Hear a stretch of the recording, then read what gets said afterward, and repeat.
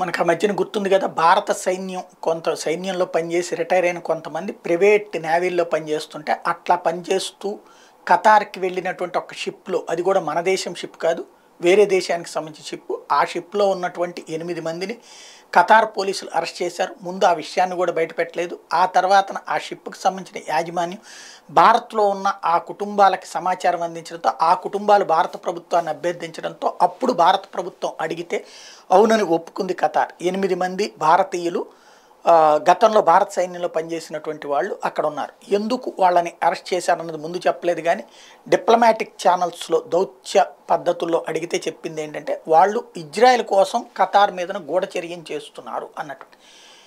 ఆ తర్వాత ఖతార్ పాలకుడితో మన ప్రధానమంత్రి ఒత్తిడి తీసుకురావడంతో ఆ మధ్యన మీటింగ్లో మాట్లాడినటువంటి నేపథ్యంలో COP28 సదస్సులో మాట్లాడినటువంటి సందర్భంలో ఆయన రెస్పాండ్ అయ్యి మన వాళ్ళు, మన సైన్య ఇదే మనకు సంబంధించినటువంటి లాయర్లు, మన విదేశాంగ శాఖ వాళ్ళు జైల్లో ఉన్న మన నేవీ వాళ్ళని కలుసుకోవడానికి అనుమతించారు.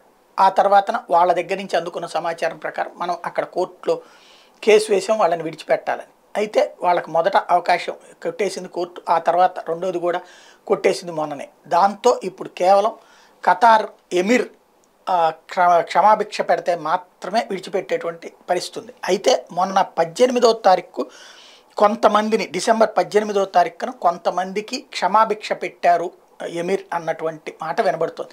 అందులో భారతీయులు కూడా ఉన్నారా లేదా అన్నది తెలుసుకునే ప్రయత్నంలో ఉన్నది భారత విదేశాంగ శాఖ.